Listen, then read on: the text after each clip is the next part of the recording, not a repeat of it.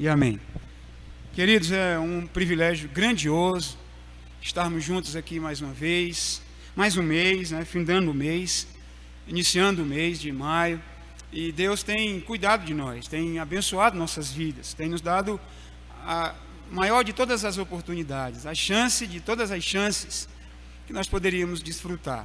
Estar na casa do Senhor, adorando o seu nome, louvando o Senhor, sendo restaurado pelo Senhor. Então, a gente tem motivos de sobra para nos alegrarmos nessa noite, porque Deus tem cuidado de nós. Eu quero agradecer a Deus por esse rico privilégio, pela vida do meu pai que está aqui também nessa noite. Ele está indo embora para o estado dele essa semana. E eu sou muito feliz em ter o meu pai com saúde aqui, graças a Deus, servo do Senhor. É batista, mas é presbiteriano também. É um servo de Cristo Jesus. E a gente ama meu pai pelos ensinamentos que ele nos concedeu desde pequeno, através da graça do Senhor. Agradecer a todos os irmãos, ao PH, ter a honra de estar aqui também para contribuir para o progresso do Evangelho, Esse é o nosso chamado.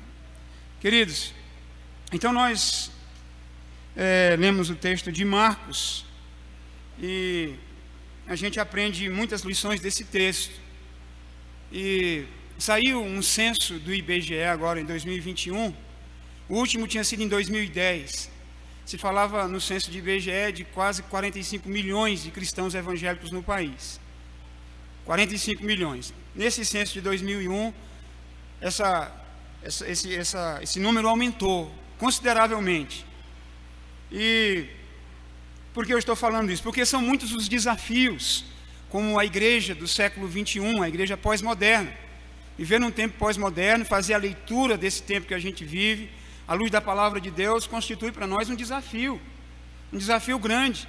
Porque Paulo vai dizer lá em Romanos 13, que nós olhando para o tempo, fazendo a leitura do tempo que nós devemos fazer, ler a palavra, e como diz um pregador, ler os jornais, e a gente olha e vê realmente que são os desafios grandiosos, gigantes, por que não dizer que tenha várias facetas, desafios sociais, desafios emocionais, desafios éticos, desafios espirituais. Nós vivemos nos dias de somos desafiados.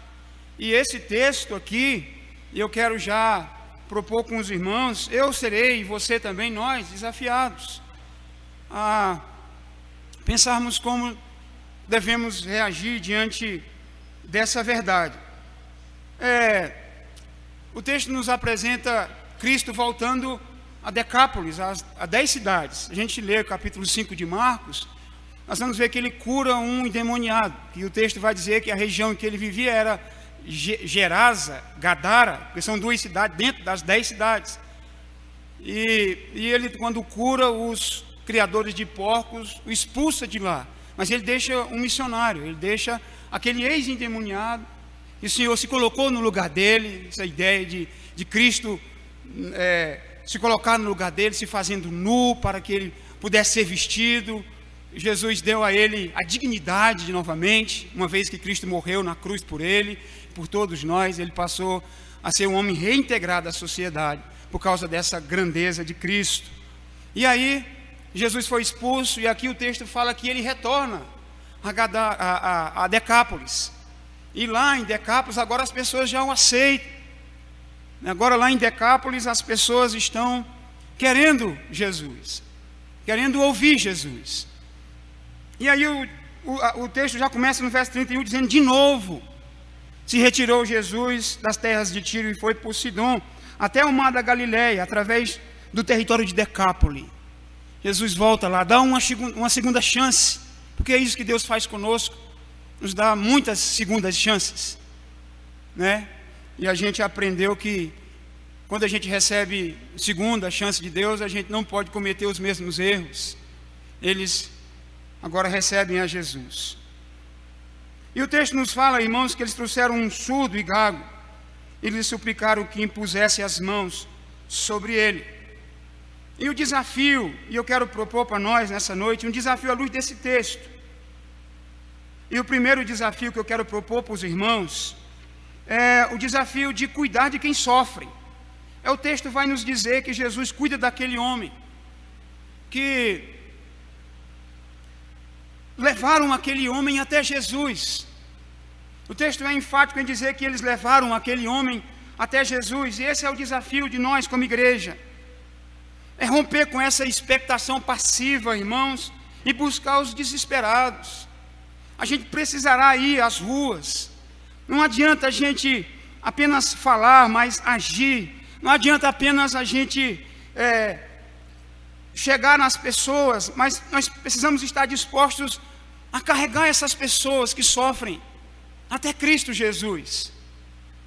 E com isso eu quero dizer o desafio que a gente está vivendo até na nossa comunidade, porque isso é bem prático para nós, porque nós estamos com a nossa evangelização em nossos lares.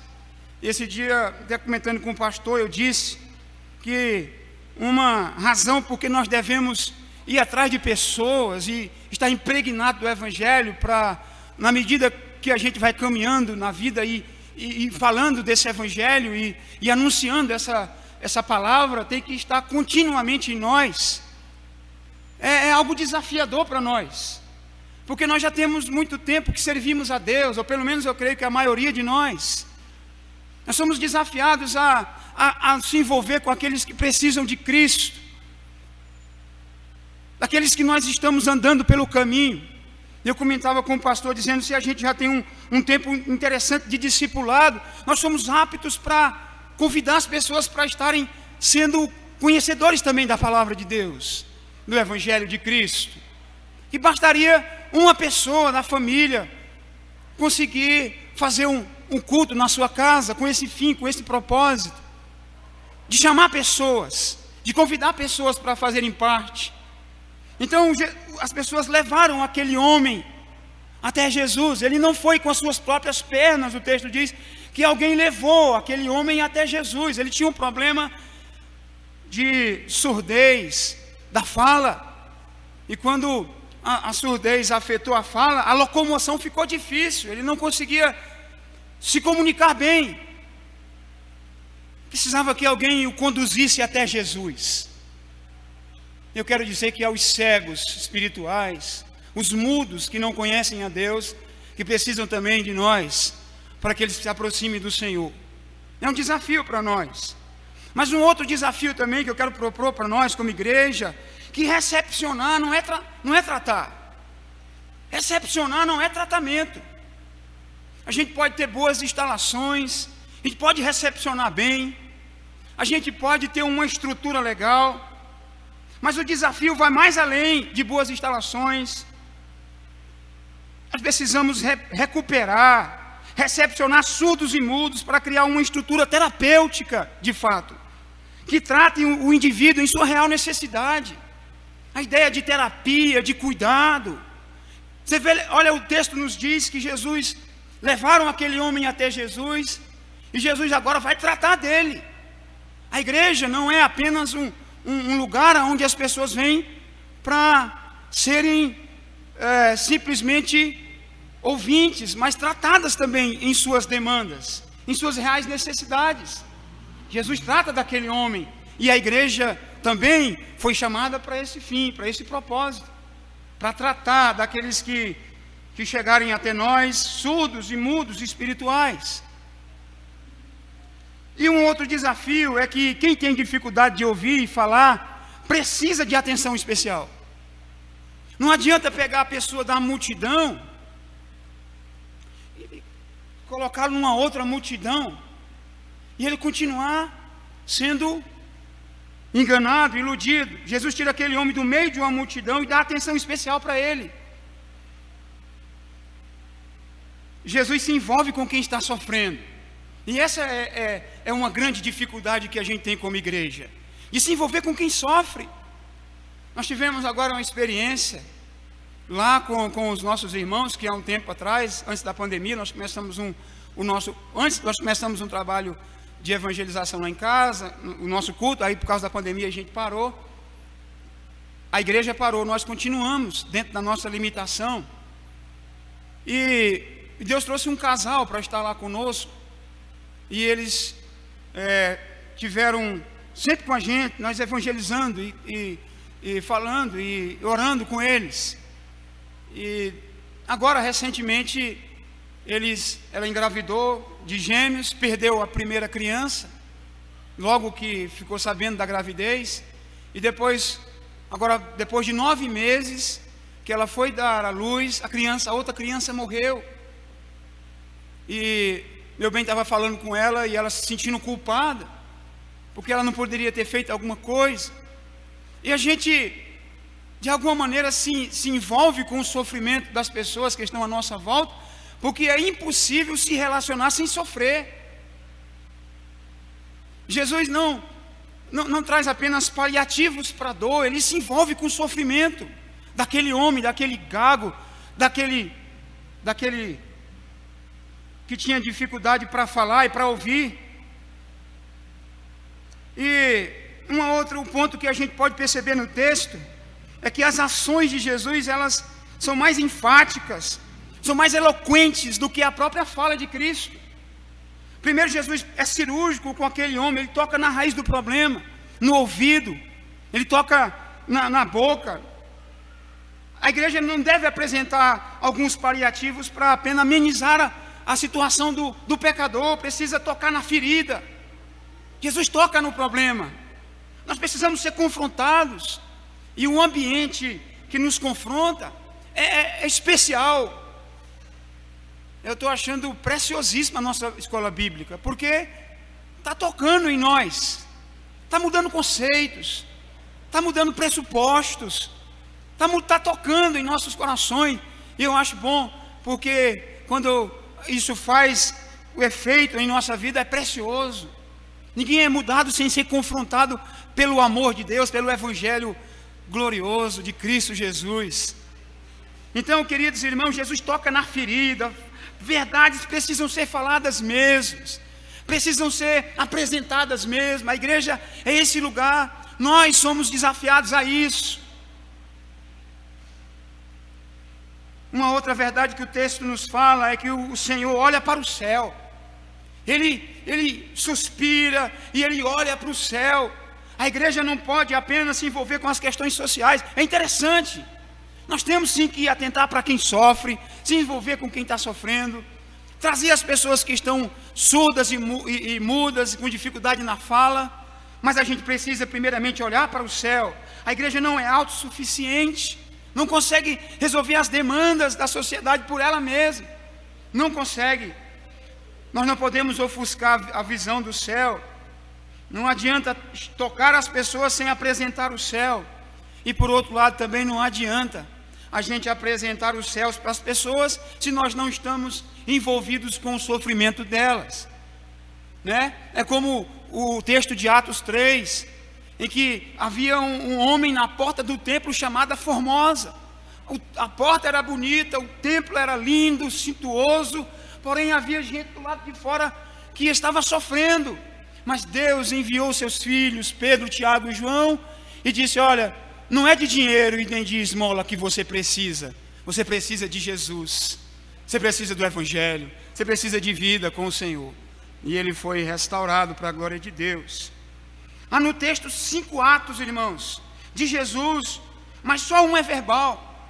Existem 5 atos. Olha, Jesus pega o homem, tira ele do meio da multidão, Jesus toca nele, Jesus chama-o para fora, Jesus levanta os olhos para o céu, e Jesus apenas diz uma palavra, diz efatá, e quer dizer abre-te. 5 atos, ações, atitudes. É por isso que a gente precisa perceber a nossa real necessidade de nos atermos não para uma vida ativista, sem reflexão, mas nos movermos em direção à evangelização, à nossa consciência como igreja.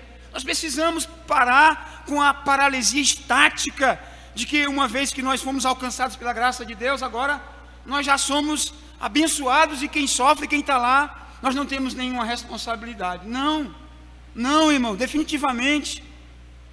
Nós somos chamados para convidar pessoas. E aí, eu estava falando com o pastor, toda semana o culto é na quinta-feira. Amanhã, já começamos a convidar pessoas para estarem, passa na rua, é no Uber, é no trabalho, é onde nós estivermos, é em nossa casa, é proclamando o Evangelho de Cristo, é falando das boas novas. 5 atos de Jesus e só um é verbal. Ações falam muito mais alto do que as palavras. E uma outra realidade que salta aos nossos olhos à luz desse texto é que Jesus fala em sua língua natal. Jesus fala em aramaico, efatá, e Marcos traduz dizendo abre-te. A igreja não pode perder a sua identidade. A língua original da igreja é as Sagradas Escrituras, é a palavra de Deus. Nós precisamos falar a linguagem da igreja. O livro de Tito fala usando linguagem sã, linguagem santa e irrepreensível, para que o inimigo não tenha nada do que maldizer de nós. Quantos linguajares? Eu acho que alguns irmãos sabem que eu sou, e aí eu peço a Deus para me redimir muito disso, que eu sou apaixonado por jogar bola. Eu jogo bola constantemente, às vezes participo de uns campeonatos aqui na Ceilândia. E eu fiz lá no meu campo de futebol, em alguns lugares que eu vou jogar, um lugar de adoração, um templo, no meio dos ímpios, no meio de gente que precisa de Deus. Eu falo, aqui é a minha igreja também. E eu chego lá e digo, pastor, a palavra está com o Senhor. Eu lembro uma vez que o pastor, assim que eu conheci o pastor Ricardo, nós estávamos no futebol, não sei se ele lembra. Estava lá na Itaguatinga ali, onde o Marcos sempre joga ali onde era o terminal. E aí o pastor levou uma palavra de Lucas, nunca esqueço. Lucas capítulo 5, não sei se eu lembro, 5, sobre a grande pesca. Me lembro dos tópicos do sermão que o pastor falou, para você ter uma ideia. Me lembro pontualmente dos tópicos que ele falou. E aí aquela palavra me comoveu, tocou no meu coração. Eu disse, se um dia o Senhor pode me levar lá para a quinta igreja, para me congregar lá. E aqui estou. Irmãos, todo lugar é templo do Senhor para nós adorarmos a Deus, evangelizarmos. E no futebol eu prego a palavra. E esses dias, Marcos, eu fiz até 3 gols. E quando terminou, nós ganhamos o jogo, Dalmi. E quando terminou, os irmãos disseram, eles me ouviram. Agora o pastor, rapaz, falou uma palavra aqui poderosa sobre a gente lançar a rede. Eu imitei o pastor Ricardo. E aí deu certo, pastor. Agora a palavra está com o senhor. Eu falei, rapaz, está comigo não, está com Cristo. Porque quando eu falei lá no início, falando assim, eu vou lançar a rede. Nós vamos lançar as redes aqui no campo. Mas isso aqui tem a ver com Cristo. É Ele que pode salvar você e mudar a sua vida, a sua família, que precisa de salvação, de vida. E aí quando terminou, nós fizemos uma oração em gratidão a Deus. Quando a gente perde é difícil orar, porque o coração é caído, né? Triste, todo mundo perdeu. Não, vamos orar. Obrigado, Senhor, por essa derrota. Mas hoje nós ganhamos, vamos orar também. Senhor, foi bom, eu fiz 3 gols para o Senhor. Que preciosidade, irmãos. Fazer da nossa vida no mundo lá, no lugar onde está vivendo, um templo. Deus não está incluso, aprisionado, acrisolado dentro da igreja no domingo. A vida é um lugar onde Deus quer habitar na nossa vida, naquilo que a gente gosta de fazer. Deus redime tudo isso, e o Senhor receba a glória no final de todas as coisas. E aí, irmãos, Jesus mostra a sua benevolência e voltar para lá, a bondade dele. Eu quero fazer algumas aplicações aqui, mas antes disso, o texto diz que eles ficaram maravilhados. Ficaram maravilhados com o que o Senhor fez na vida daquele homem. Mas existem pessoas que ficam maravilhadas, umas nem admiram o Senhor. O texto deixa isso claro, a Bíblia nos deixa isso claro. Uns, como os fariseus, os religiosos, nem admiravam, nem tinham admiração nenhuma por Cristo. Então nós precisamos, o texto nos diz que Jesus tudo faz bem, é o que diz o versículo 36, né? 37. Tudo Ele tem feito esplendidamente bem, não somente faz ouvir os surdos, como falar aos mudos. E Marcos faz uma referência a Isaías 35, versículos 5 e 6, que era uma profecia messiânica, que os surdos, os seus ouvidos iriam se abrir, os ouvidos dos surdos iriam se abrir, as línguas daqueles que estavam com problema na fala ia se desenrolar, é uma profecia messiânica. Marcos está fazendo menção dessa profecia. E eles ficaram admirados. Então, a excelência da nossa missão não é apenas admirar o Senhor. Eles ficaram admirados. Mas a excelência da nossa missão é fazer tudo esplendidamente bem. O de melhor tem que ter na igreja de Cristo Jesus. Sempre fazer o melhor para Deus. E aí o texto diz que eles ficaram maravilhados com o Senhor. Mas muitas vezes há admiradores e que muitas das vezes admiram Cristo pelo que Ele faz, não pelo que Ele é. Admirar Cristo só pelos milagres que Ele realiza. É gente interesseira. É gente que só vem atrás de Cristo por causa do pão, dos milagres. Gente que está atrás de Deus porque é interesseiro. Eu acho que isso é muito ruim. Servir a Deus por interesses. Admire a Deus pelo que Ele faz e não pelo que Ele é. Mas outros também admiram a Deus, mas não adoram a Deus. Admiração é um dos maiores deleites da nossa alma, sem dúvida alguma. Admirar é muito bom. A gente olha e vê pessoas e a gente fica admirado pela engenhosidade, pela a criatividade, talentos. A gente fica admirado, a gente fica, poxa, extasiado. Como essa pessoa consegue fazer isso? Eles ficaram admirados com o Senhor, mas não adoraram. Não adianta admirar. E finalmente existem os que admiram a Deus e os que de fato adoram a Deus, porque tudo foi o Senhor que fez. E faz como o Salmo de número 8 revela-nos, dizendo: ó Senhor, quão admirável é o teu nome em toda a terra, pois expuseste a tua glória sobre os céus. Quando eu olho para os céus, obra dos teus dedos, a lua, as estrelas que o Senhor criou, aí ele repete dizendo: ó Senhor da aliança, nosso Senhor, quão admirável é o teu nome em toda a terra. Admirar o Senhor e adorá-lo pela criação, pelas coisas que Ele faz, pelos artistas que Ele usa. Como nós aprendemos hoje, é o Senhor que está por trás de todos os eventos, é Deus. Ele que deve ser admirado em nossos corações, nutrir aquela admiração gloriosa por Ele. Eu quero fazer a aplicação desse texto, irmãos. E teve um padre que de vez em quando eu leio os sermões dele, que é o padre Antônio Vieira. E Antônio Vieira é um desafio para nós, porque ele realmente fala muitos sermões preciosos. E sobre esse texto, Antônio Vieira disse o seguinte: esse milagre lança luz sobre alguns aspectos da vida cristã. Ele lança, na verdade, os milagres de Jesus todos são pedagógicos. Eles não são milagres apenas pelo milagre. Fez um milagre e agora está... Não, o milagre é didático. O milagre é uma escola. Se você olhar, o próprio Marcos vai narrar a história de um outro que era, se não me engano, tinha dificuldade, era para falar, e o Senhor cura ele em 2 etapas. E depois ele pergunta: você está vendo agora? Ele era cego. E ele disse: não, eu estou vendo os homens como árvore, eu os vejo. E o Senhor agora faz uma outra obra, e ele passa a enxergar plenamente. Pedagógico. Por que Jesus não cura logo de uma vez? Porque o problema não está no método, a questão não é o método, a questão é Cristo. É Ele que faz como Ele quer.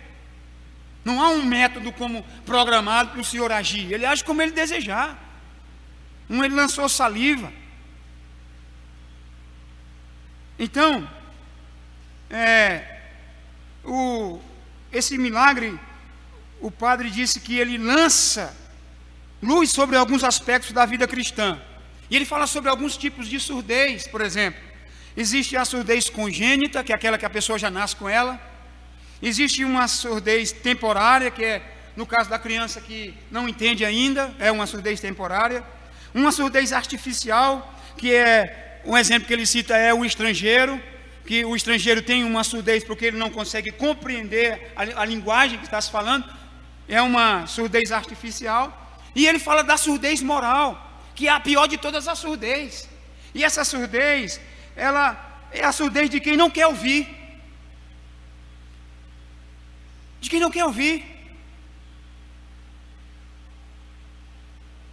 E aí, eu quero fazer a aplicação desse texto, dizendo que Deus, nosso Deus, Ele é poderoso para curar a nossa surdez. a nossa surdez. Em que sentido? A surdez da indiferença com aqueles que sofrem, que estão do nosso lado. A surdez do sacerdote, do levita, que passou a largo sobre o sofrimento de quem estava sofrendo. Irmão, se tem alguém sofrendo do nosso lado, é porque Deus está nos chamando para orar por eles, para se envolver com aquele que está sentindo dor, que está surdo espiritual, que está sofrendo. A surdez da indiferença, eu peço a Deus que cure a minha vida. Eu não posso fazer de conta. Eu preciso ser curado dessa surdez da indiferença para com aqueles que sofrem. A surdez também que Deus pode nos curar, e esse texto aplica ao nosso coração, é daqueles que desprezam os conselhos de Deus e as admoestações daqueles que nos admoestam para o nosso próprio bem. Quantos conselhos nós rejeitamos para o nosso próprio bem, e nós somos surdos para com esses conselhos, conselhos de Deus, todo o conselho de Deus. Deus cura-nos dessa surdez de desprezar os conselhos que o Senhor tem nos dado, nos tornarmos surdos e espirituais. Falou o Senhor com eles, porém eles não deram ouvidos. Cura-nos, ó Deus, dessa surdez.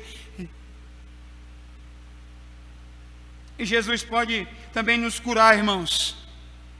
Todos nós que temos fechado os nossos ouvidos para ouvir a bendita palavra do Senhor.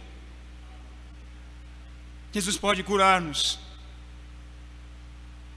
Mas Ele também pode nos curar acerca da nossa mudez espiritual,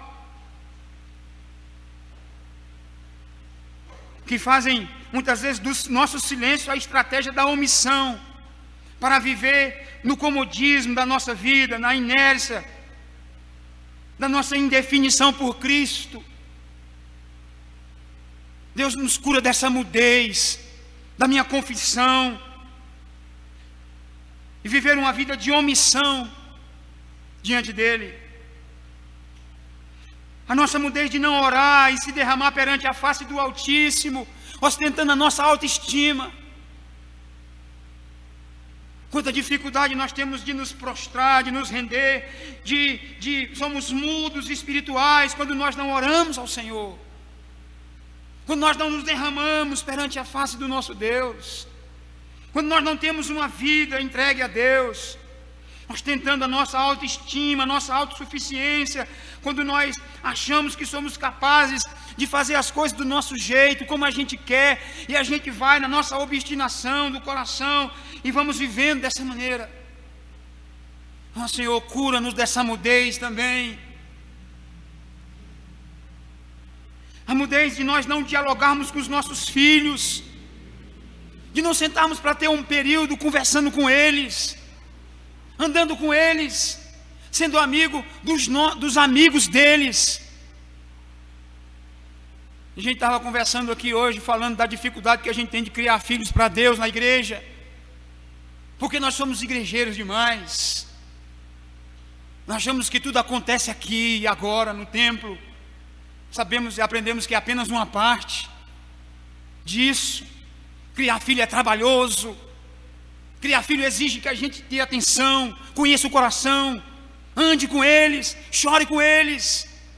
Nós somos mudos com relação a esse diálogo. Irmãos, eu já tenho mais de 25 anos que a gente caminha na caminhada cristã, muitas lições. Infelizmente, muitos dos filhos, dos líderes da igreja, há um tempo atrás não amavam a casa do Senhor. E eu não estou falando isso como uma derrota em si mesmo. A maneira como nós lidávamos em nossas vidas, em nossas casas, em nossos relacionamentos afetivos com nossa família, era distante, ambíguo.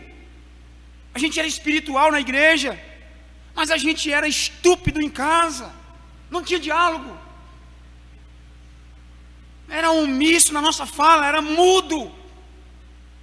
E a gente impunha as coisas. A gente não dialogava, não fazia pensar e refletir. Então essa mudez também o Senhor pode nos curar dela. A mudez que muitas vezes a gente não protesta contra as injustiças que a gente vê à nossa volta, com os relativismos que a gente vê dos valores absolutos da palavra do Senhor, A gente é mudo quando alguém fala e a gente não pode, e a gente não proclama a palavra, a verdade de Cristo Jesus. Senhor, cura-nos dessa mudez também, e vemos as injustiças na rua, em todo lugar, e a gente não protestar contra ela. Isso também precisamos de cura do Senhor. Que o Senhor também nos cure de ficarmos calados, para não se comprometer e covardemente sacrificar a verdade em conivência com o nosso erro. É aquilo que nós falamos, chamar o errado de certo, o certo de errado, sendo conivente com nossos erros. Que o Senhor nos cure de esconder a mensagem do Evangelho só para nós, quando não levamos uma palavra de conforto e de esperança aos aflitos, aos enfermos. Que o Senhor nos cure disso também, de monopolizar Deus, de achar que Deus é só nosso aqui da igreja, e a gente não levar a mensagem de esperança para o mundo, porque nós estamos, e quando a gente fala, aonde a gente alcançar, aonde Cristo nos levar, seja em qualquer dimensão da vida, ali é o nosso lugar, ali é o que o João Wesley disse, é a nossa paróquia, para a pregação do Evangelho. O mundo é a nossa paróquia, para a gente anunciar a boa nova de Cristo, e a gente se omite, Senhor, cura-nos dessa mudez também, de não anunciarmos o Evangelho. Nós temos potencial, Deus nos deu. Estava conversando com o Adilberto, falando para ele, rapaz, você é um evangelista. Quantas pessoas não iam à igreja, e o Senhor levou a igreja por tua causa. O Senhor não levou a Paulo por Ananias, o Senhor não levou a Pedro através do seu irmão André. O Senhor pode nos usar para levar nossos amigos, nossos vizinhos. Quantos de nós temos convidado nossos vizinhos para vir à igreja? Ou para ir ao culto? Ou para conhecer a Jesus? Ou falar do amor de Cristo Jesus? Quantos de nós, irmãos, não temos nos acovardado diante desse desafio? Quantos de nós? Mas nós precisamos de um monte de pessoas reunidas em uma casa. Eu penso assim, às vezes é só uma disposição no coração nossa para a gente chamar aqueles que estão do nosso lado, dizendo, lá em casa vai ter um culto, eu quero orar por sua família, vamos lá hoje. E essa oração começa agora, ao chegar em casa. Deus, transforma a vida do meu vizinho e traga ele para estar conosco, ou traga aqueles que o Senhor quer trazer. Mas cura-me dessa mudez, de querer o Evangelho só para mim, de não proclamar a boa nova, a boa notícia. A esperança do mundo, irmãos, está com a igreja, e nós temos sido mudos espirituais. A esperança do mundo não está no partido político, a esperança do mundo não está no governo que vai ser colocado por Deus, a esperança do mundo não está no governador, no deputado, no senador, no prefeito. As questões sociais não estão. O mundo precisa ouvir de Cristo, precisa conhecer a Cristo. O mundo precisa ouvir que nós temos a resposta para a dor, para o sofrimento. Essa responsabilidade é sua e minha, é nossa. Por isso que eu falei que é um desafio nosso. À luz desse texto.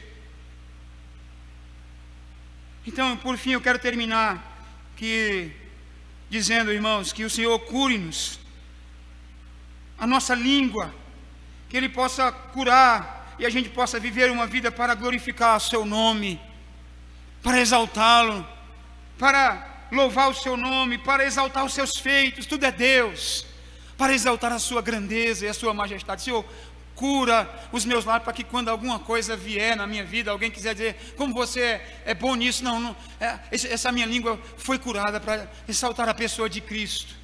Eu sempre penso assim, que se meu nome nunca for falado, que preciosidade, se for falado o nome de Cristo Jesus, a Ele seja o louvor, a Ele seja a glória na igreja, pelos séculos, eternamente, amém. Que o Senhor cure-nos da surdez, das indiferenças, que o Senhor nos cure da mudez, de não proclamar a grandeza desse Deus, os seus feitos, em toda a obra que Ele tem realizado. Cura a quinta igreja, Senhor, cura a minha família, cura cada um de nós. Faz um milagre nessa noite, é a minha oração. Eu quero que você feche os seus olhos para a gente concluir.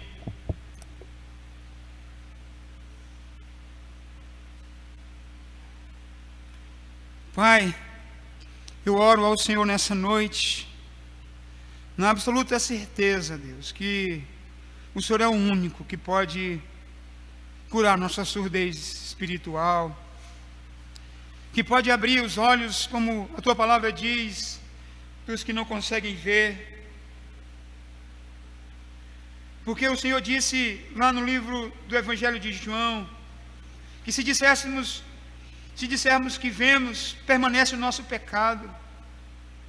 Porque se nós dissermos que nós não conseguimos ver, então nós seremos curados.